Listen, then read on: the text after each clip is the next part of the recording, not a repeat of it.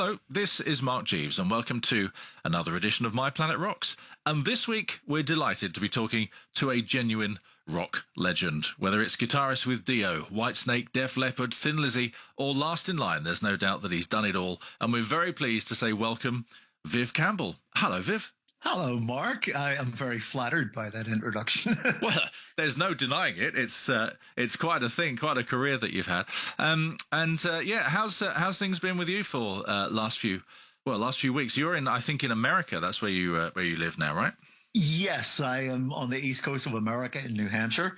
I recently just got back from my travels. I just did some more shows for my side band, Last in Line.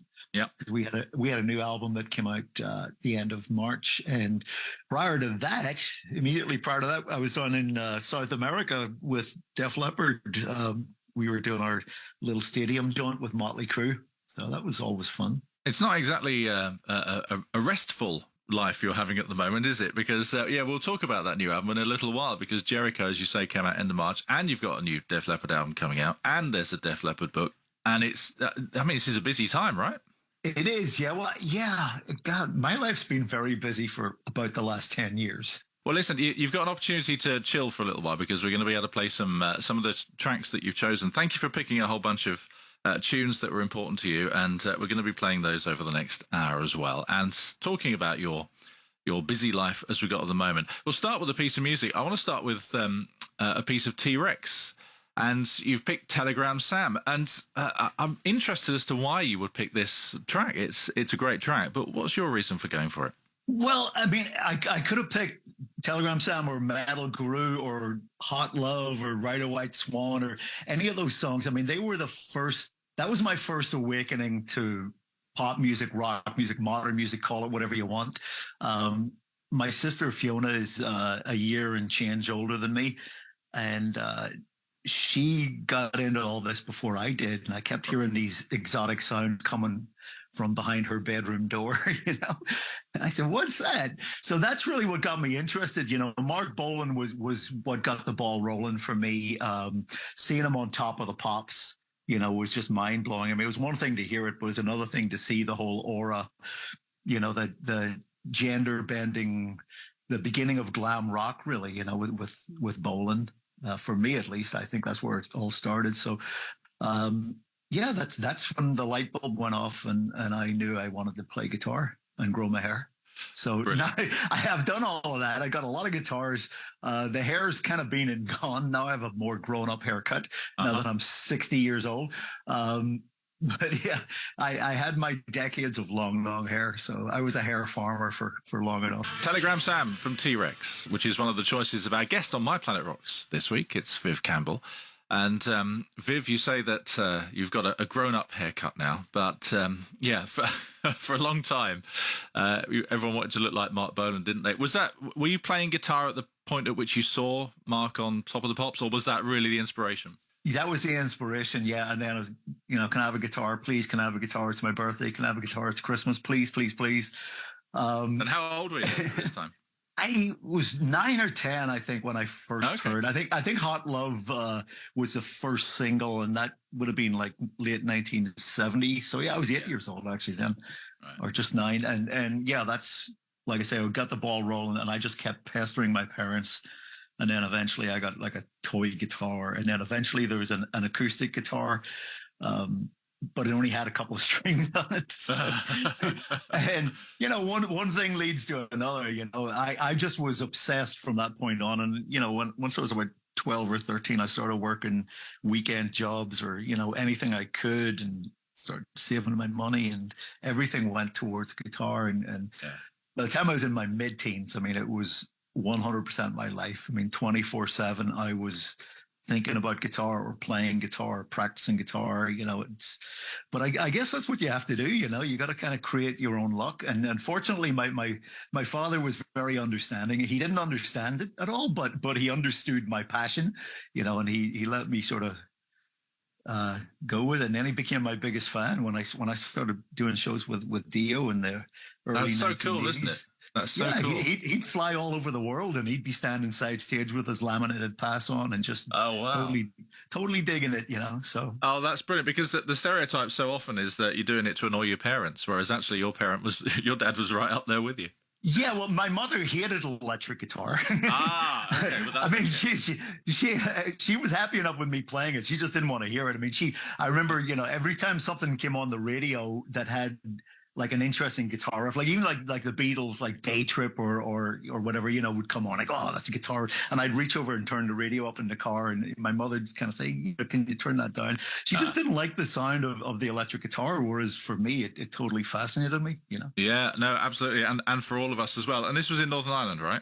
Yes, correct. Yeah. So is there a link? We've got some Rory Gallagher to play here, who I know was, a great guitar hero. Is there a link there?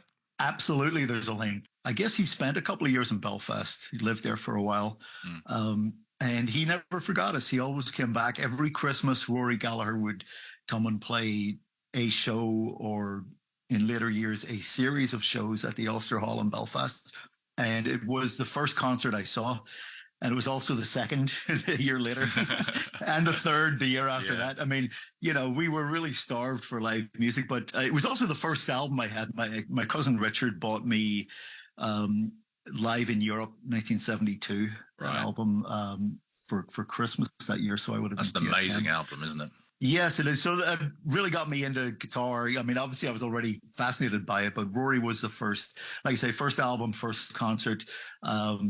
In years later, when I was living in LA in the late 1980s, a few years before Rory passed away, I actually got to meet him and interview him for a guitar magazine, which was fascinating. So I got to spend a couple of days with him, and he was just such a genuine, humble, nice person, and a blues guitarist. I mean, he had no interest in the trappings of rock fame or success or whatever. He just was really, really into the music. I mean, he lived for it, and that's what he was all about. So, well, the album you've gone for is Calling Card, and the track is Do You Read Me. Why do you pick this one in particular, Viv? There's something about the Do You Read Me, the way the track sort of creeps in. It starts with a drum beat, and then Rory his guitar is very exposed.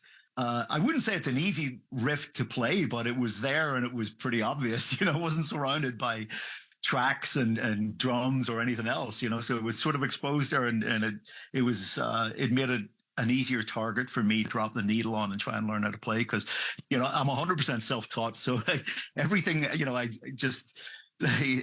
those of us old enough to remember vinyl records, you're trying to place the needle in exactly the same spot, and over and over and over again, trying to figure out what was that he played, how did he play that, so this one was an easier one for me to figure out. This is Planet Rock. It's My Planet Rocks. I'm Mark Jeeves, chatting with Viv Campbell from Last in Line and Def Leppard. And I mean, you played in Dio, and that was an extraordinary band. And Ronnie, before he passed away, Ronnie came into Planet Rock a few times. I was lucky enough to meet him a few times.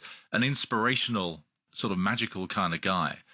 And because you were so young at the time, you must have taken a lot from him, I guess, as to how to survive in this industry. Definitely, yes. A lot of good, a lot of bad. Like I said earlier, my band Sweet Savage, we opened for anyone who came to Ireland. We opened for Motorhead, we opened for Lizzy, and we opened for Wild Horses, which was Jimmy Bain's band that he had with Brian Robertson for a couple of records. And that's how I got to audition for Dio. Jimmy recommended me to Ronnie. And Jimmy said, can you come over tomorrow, to London? And I said, well, I don't know. I don't have money for a ticket. And so, like I say, my father, even though he was woken up at 2 a.m, bought me the ticket. I flew over. I met Ronnie and Vinny Appice for the very first time. And I was so in awe because, I was a huge fan of Ronnie. I was listening to Rainbow Records and Mob Rules by Sabbath. And then, literally the next week, I'm in London face to face with these rock legends. And so we played. Ronnie had the riff for Holy Diver. Mm-hmm. That was the only thing that he had written at the time. And we started playing, and the chemistry of the band was just immediate and undeniable. I mean, there was just a real connection in the way we all played. Wow. It was quite the experience. I'd never been to America. I'd never been to LA. This is early 1980s, and it was just very, very overwhelming, I gotta say. That magic you talk about, where you know bands get in a room for the first time and something happens, it becomes more than the sum of the parts. Is that what led you later on to sort of bring the other members back together to form Last in Line because of that magic? It really only happened. I had no intention of forming a band out of it. I just wanted to jam again. This was about the middle of 2011.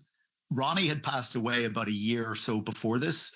And, you know, that I realized further down the road that did have a little bit to do with it, but I had no intention of forming a band. I just wanted to get into a room and play with Jimmy and Vinny again, just to play guitar. And we went into a rehearsal room and we had so much fun. And again, the chemistry, we hadn't played at that time. I think it was 27 years since we'd played together, and it could have been 27 minutes because as soon as we started playing, it was just like that first night, you know, when I auditioned back in '82. And off of the back of that, a week or two later, we got together again, and Vinny brought down, he said, I know this singer called Andrew Freeman.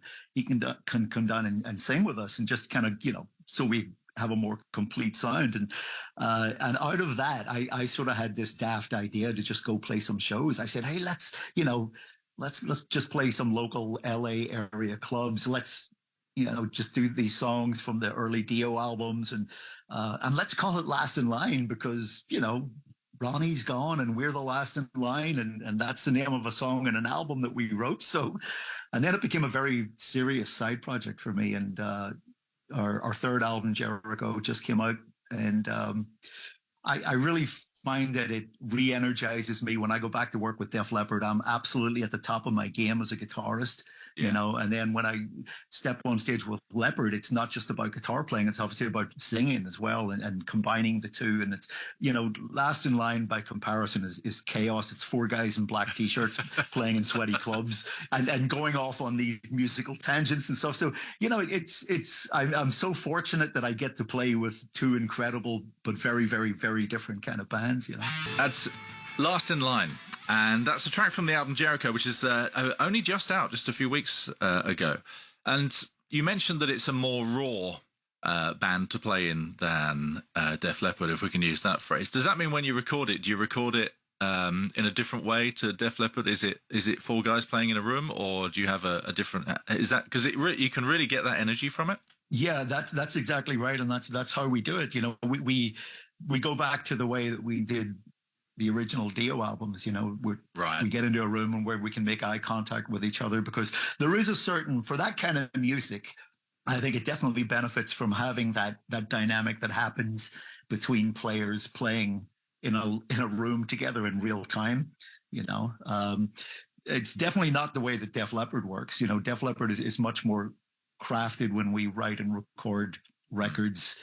You know, we frequently just start with a click track, because we're always still working on the song with Def Leppard, because the craft of songwriting is very, very important to Def Leppard. We're literally trying to reinvent the wheel with Leppard. Really? We're trying to up the bar every day we go into the studio. We're you know, you could be working on a song for 2 weeks and somebody comes in and says, you know what, I got an idea that's totally different to what we're doing. And you could scrap 2 weeks worth of work and start on a whole different interpretation of that song. And that happens frequently, you know, and it's worth doing if it elevates the song, which it invariably does for us. But with Last in Line, we're not trying to write hit songs, you know, we're just trying to capture a feel. But isn't it great to have the best of both worlds in that way? Because you, as a guitarist, that must be very freeing for you, because you've got both sides of the production coin, haven't you? Absolutely, yeah.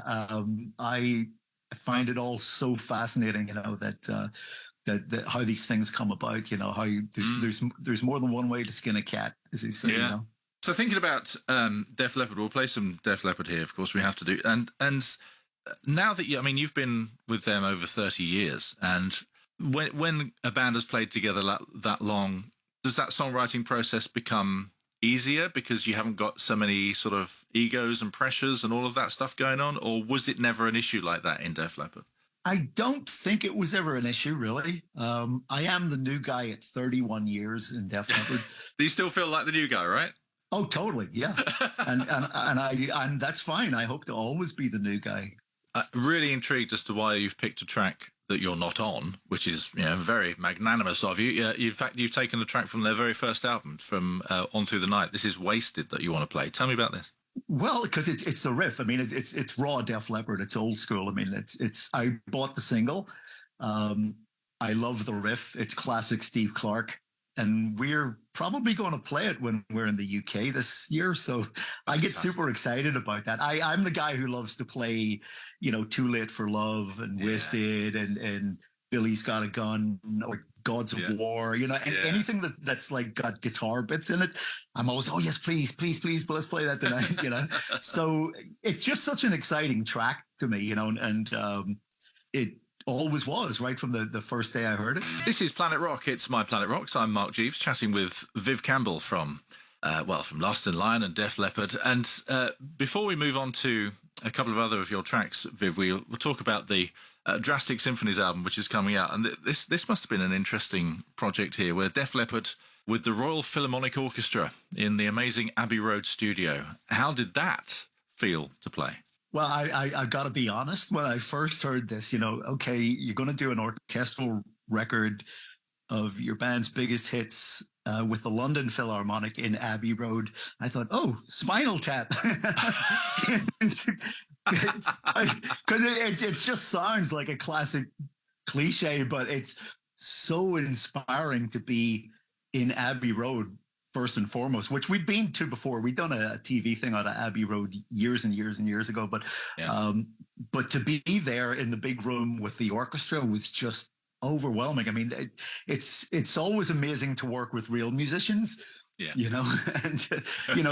because we're all self-taught. We kind of know what we're doing, but we kind of don't. Whereas when you see 42 string players come in at 11 o'clock in the morning and put a piece of paper down in front of them and tune up their instruments, and 5 minutes later they're playing it flawlessly. It's just quite something, isn't it? Yeah, it is. It is quite something, and to be in the room with it it's any kind of music, be it rock music or orchestral music, when you feel it go through your body, you're not just listening to it in headphones or speakers or whatever, but when you're in the room with it happening, it's a godlike experience. So we are so grateful to all the grown-ups who put that together for us. And I think it's fantastic. It was a very, very interesting project to be involved in. And I'm really, really grateful that we had the opportunity. I'd like to go just roll slightly back, Viv, to your Thin Lizzy experience. As you say, you were fan of the band anyway, and like me, Gary Moore was I thought the Gary and Scott combination on the Black Rose album was just extraordinary, and I love that so much. God, there's 100 Thin Lizzy songs I could have chosen. I love so many of them. I mean, it's such a great catalog of work. Phil Lynott was just such a rock star. So Gary became, from that point, actually before that point, but that definitely solidified it for me. He was my ultimate guitar hero, So Mark Bolan got the ball rolling. Rory Gallagher was the one I learned how to play from. And then Gary Moore, once I heard Gary, I think I stole every lick he had and tried to play them. And I never played them as good, but, at least he gave me a roadmap to work off of.